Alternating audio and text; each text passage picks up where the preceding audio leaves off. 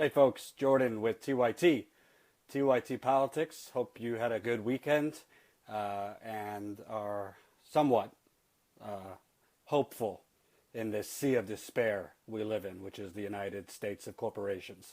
I have a lot to say today. I want to talk to you about the DNC race, which saw establishment shill Tom Perez become the DNC chair. I want to talk to you about a few things.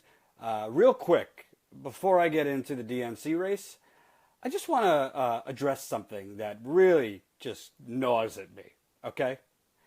So, when the media has George W. Bush on, former President George W. Bush, to wax nostalgic, and he was on Today this morning, and Matt Lauer lodged him a bunch of softball questions, and, Bush was basically brought on to make it seem like Bush is so moderate compared to President, reality TV fascist.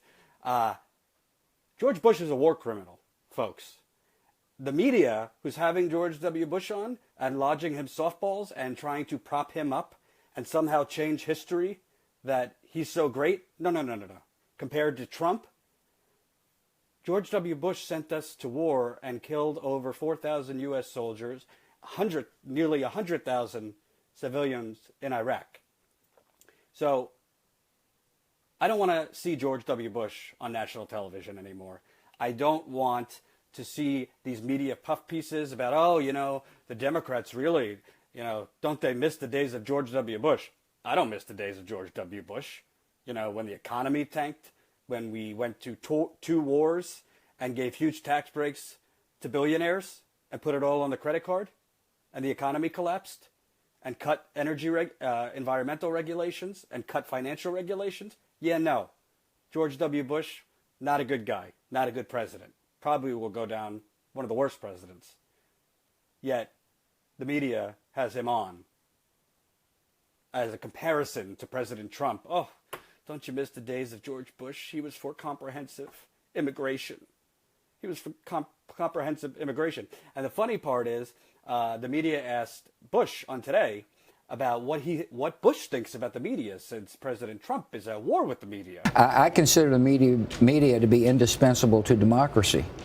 That we need an independent media to hold people like me to account. I mean, power can be very addictive, and it can be corrosive, and it's important for the media to call to account people who abuse their power, whether it be here or elsewhere.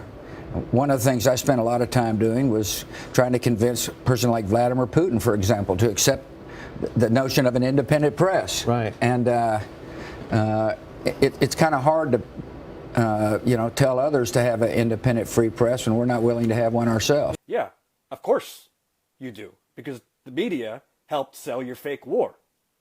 All these outlets that are having George W. Bush on now to make him look like he's somewhat more conservative, somewhat reasonable and better than Donald Trump. Yeah, of course George W. Bush thinks the media is an indispensable arm of democracy because, without critical thinking, any investigation, they just pushed his war. So I just had to get that out of the way. I'm going to get to the Democrats, but we cannot let George W. Bush go on national television, aided by NBC, these other people who are now making him. Let's not.